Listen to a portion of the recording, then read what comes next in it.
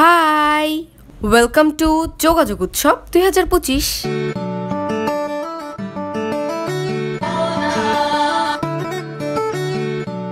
মূলত আমাদের গণযোগাযোগ ও সাংবাদিকতা বিভাগের অ্যালামনাই কর্তৃক কয়েক বছর পর পর একটা গেট টুগেদারের মতো আয়োজন করা হয়, যেটাকে আমরা যোগাযোগ উৎসব বলে ডাকি।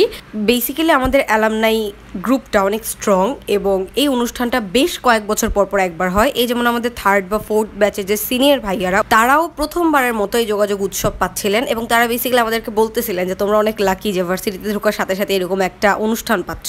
ঢোকার সময় আমাদের সবাইকে একটা করে রিস্টব্যান্ড দেওয়া হয় এবং বিকালের নাস্তা ও রাতের খাবারের কুপন দেওয়া হয়।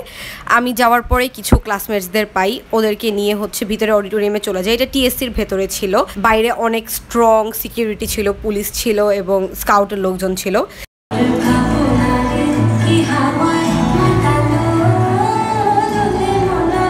কিছুক্ষণ পরেই প্রথম সাংস্কৃতিক অনুষ্ঠানটা হয়। আমাদের অনুষ্ঠানটা আষাঢ় শ্রাবণ থিমের ছিল, সবকিছু সাদা আর নীলের মধ্যে রাখার ট্রাই করা হয়েছিল। কিছুক্ষণ পরেই আমাদেরকে বিকালের নাস্তার জন্য একটা ব্রেক দেওয়া হয়। ওই ব্রেকে যখন আমি টিএসসির বাহিরে গেলাম, মানে অডিটোরিয়ামের বাহিরে গেলাম, আমার এত ভালো লাগতেছিল সাডেনলি। মানে আমাদের না প্রথম, দ্বিতীয়, তৃতীয় ব্যাচের অ্যালামনাইরা ছিলেন, ওনারা এত এনজয় করতেছিলেন, মাঠ ভর্তি দৌড়াচ্ছিলেন, ছবি তুলতেছিলেন, একে ওকে জড়ায় ধরতেছিলেন। অ্যান্ড আমি ওদেরকে দেখে অনেক ইমোশনাল ফিল করতেছিলাম, ভাবতেছিলাম আজকে থেকে অনেকগুলো বছর পরে হয়তো আমরাও এইভাবেই ফেরত আসবো। তারপরে আমরা গেলাম স্বপন মামার চা খাইতে। স্বপন মামা আমাদের টিএসসিতে অনেক ফেমাস, ওনাকেই একটা স্টল বানায়া চা নিয়ে বসে দেওয়া হয়েছিল। ওখানে রং চা, দুধ চা, চিনি ছাড়া রং চা, দুধ চা সব কিছু অ্যাভেলেবেল ছিল। দেন আমরা গেলাম কুপন নিয়ে বিকালের নাস্তা নিতে। দেন সবাই খাওয়া দাওয়া করতেছিল। অ্যান্ড খাওয়ার রিভিউয়ে যে আমার ওদের ফ্রেন্ডগুলোর চেহারা দেখেই বোঝা যেতেছে, লাইক লুক এট দেম। এদিকে আবার জীবন আমাকে একটা থামস আপও দিছে। যাই হোক, খাওয়া দাওয়া অনেক আড্ডা ফুর্তি শেষ করার পরে আমরা চলে গেলাম এগেইন অডিটোরিয়ামের ভিতরে। ওখানে সাংস্কৃতিক অনুষ্ঠান অলরেডি শুরু হয়ে গেছিল।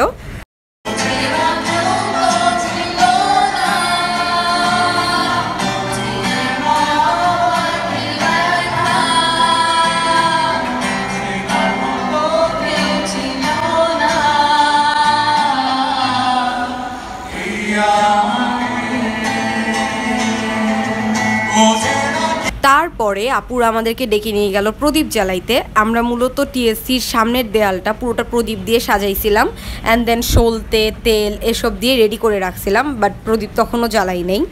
আমরা মেবি 6-7 জন ছিলাম, সাথে ছিল সিনিয়র আপু ভাইয়েরা। ওই সময় আমরা এত ছবি তুলছি, এত আড্ডা দিছি, ও মাই গড। দেন ভিতরে চলে আসছি, যেহেতু বাকিরা সবাই অডিটোরিয়ামে ছিল। ওইখানে প্রথম কিছুক্ষণ নাচ এবং আবৃত্তি হওয়ার পরে মেইন গানের কনসার্ট শুরু হয় এবং ওই কনসার্টে আমরা ফ্রেন্ডরা মিলে এত মজা করছি।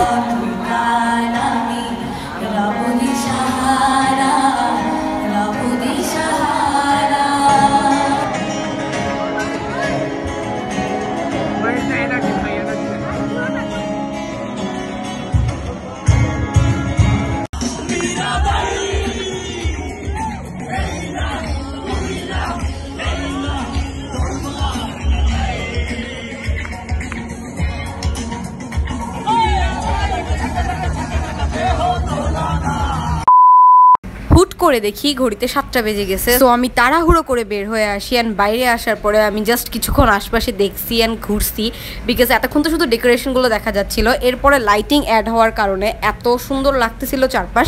দেন ওই যে আমরা যে প্রদীপগুলো সাজাইছিলাম সেগুলোর মধ্যে আমরা আস্তে আস্তে আগুন ধরালাম। ধরানোর পরে ওই জায়গা এত কিউট লাগতেছিল, কিউট না আসলে অ্যাস্থেটিক যাকে বলে। আমাদের অ্যালামনাইরা এসে ওটা ছবি তুলতেছিল, ভিডিও করতেছিল, আর আমাদেরকে অনেক অ্যাপ্রিসিয়েট করতেছিল। কয়েকজন অ্যালামনাই আমাদের সাথে এসে তাদের ফার্স্ট ইয়ারের কিছু গল্প করলো অ্যান্ড বলতেছিল যে আমাদেরকে দেখে তাদের নিজেদের কথা মনে পড়ে যাচ্ছিল এতদিন পরে। তারপরে টোকেন দিয়ে খাওয়া দাওয়া নিলাম। আমার এক ফ্রেন্ডের বাসা অনেক দূরে, সো ও ক্যাফেটেরিয়াতে বসেই খাইলো। ওর সাথে কিছুক্ষণ থাকার পরে আমি বের হয়ে আসলাম। আমার আরও এক ফ্রেন্ড ছিল, ওকে রিক্সায় তুলে দিলাম, আমি রিক্সায় উঠলাম। I was alone, but obviously wasn't feeling alone, because এতগুলো সুন্দর সুন্দর মেমোরি নিয়ে আসতেছিলাম, যে মেমোরিগুলো আমি না ভুলবো, নাই আর ক্রিয়েট করার মতো সুযোগ বা সামর্থ্য হবে।